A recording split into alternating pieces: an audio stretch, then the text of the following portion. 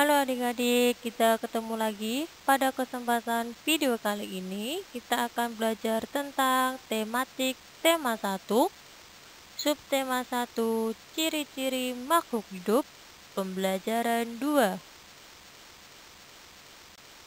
Langsung saja masuk ke materinya ya. Kalian telah mengetahui ciri-ciri makhluk hidup. Ciri-ciri makhluk hidup untuk yang pertama adalah bernafas. Kemudian kedua adalah bergerak, yang ketiga adalah tumbuh, yang keempat berkembang biak, yang kelima membutuhkan makan dan minum, yang keenam adalah makhluk hidup peka terhadap rangsangan. Makhluk hidup dapat bergerak dengan cara yang berbeda-beda. Manusia berjalan menggunakan kaki, ikan berenang dengan sirip, cicak merayap di dinding.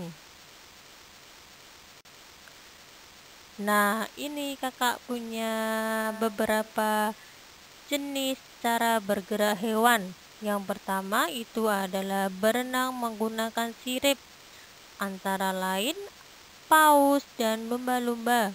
Kemudian hewan yang bergerak dengan cara terbang menggunakan sayapnya, antara lain kupu-kupu, burung, dan kubang.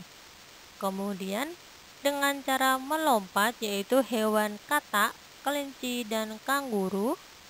Kemudian hewan yang berjalan dengan kakinya, antara lain kambing, sapi, dan kuda. Kemudian hewan bergelantungan dengan kedua tangan dan kakinya, antara lain kera dan orang hutan. Nah, kalau tadi kita udah belajar cara bergerak hewan, kemudian apakah tumbuhan juga bergerak? Cara tumbuhan bergerak. Ini kakak punya contoh tumbuhan putri malu. Bagaimana cara tumbuhan bergerak? Jika kamu perhatikan, pucuk tumbuhan umumnya akan bergerak menuju ke arah datangnya sinar matahari. Kemudian, gerakan tersebut bertujuan untuk memperoleh sinar matahari atau melindungi diri. Pernahkah kamu menyentuh daun putri malu? Bandingkan daun putri malu pada saat siang dan malam hari. Kemudian, daun putri malu akan segera mengatup jika disentuh. Nah, adik-adik pernah kan melihat atau pernah memegang daun putri malu?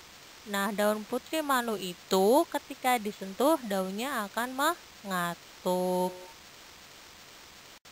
Ciri-ciri makhluk hidup untuk yang pertama adalah bernafas.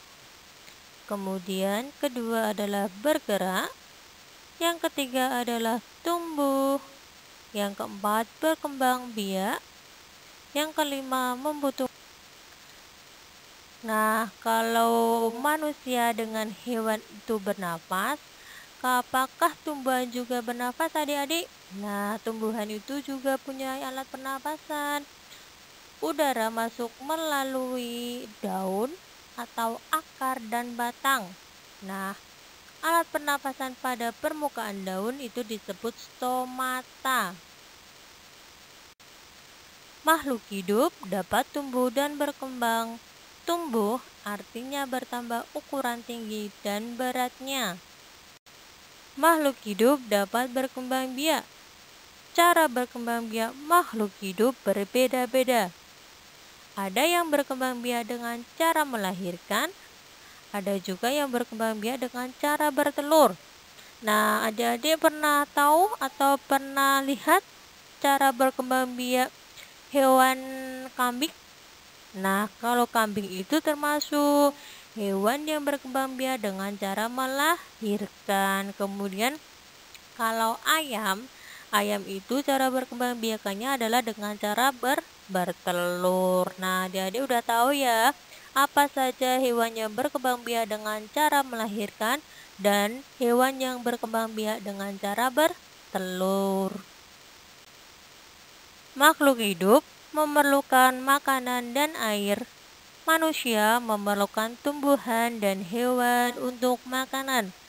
Sebagian hewan juga memerlukan tumbuhan untuk makanan. Jadi, antara hewan, tumbuhan, dan manusia itu adalah saling ketergantungan. Jadi, kalau manusia itu makan, itu ada sayuran, ada nasi, kemudian ada lauk pauk seperti itu. Kalau lauk pauknya biasanya ada ayam, kemudian ada daging juga.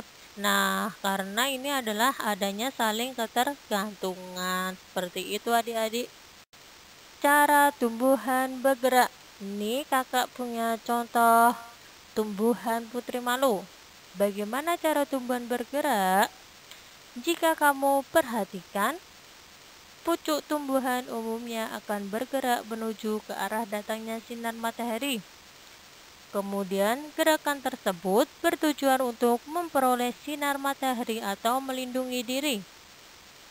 Pernahkah kamu menyentuh daun putri malu?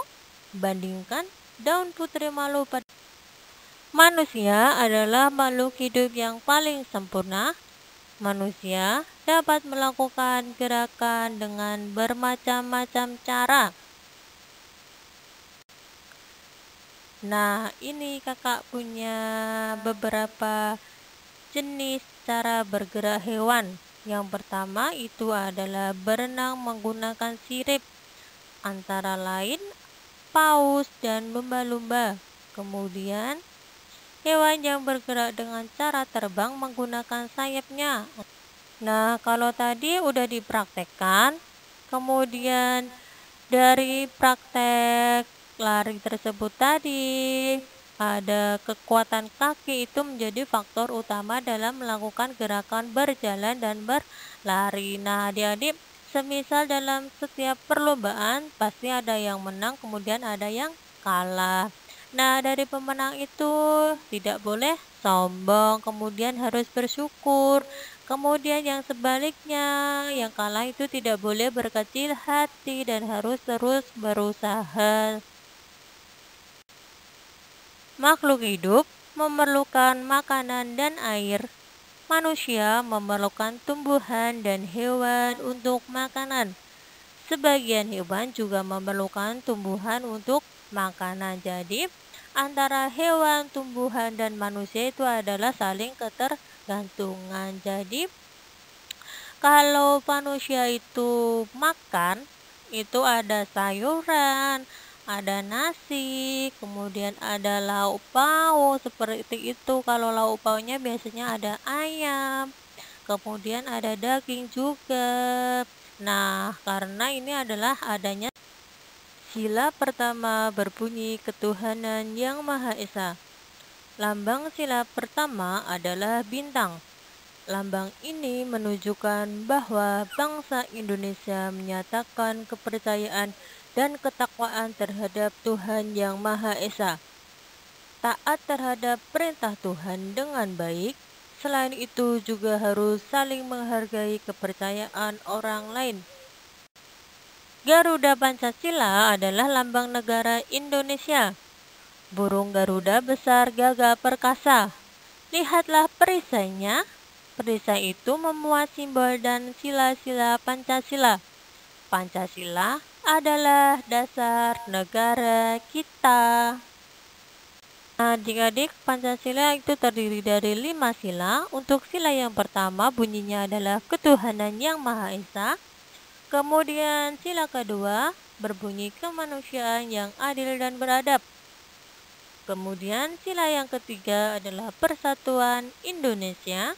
Sila keempat, kerakyatan yang dipimpin oleh hikmat, kebijaksanaan dalam permusyawaratan perwakilan.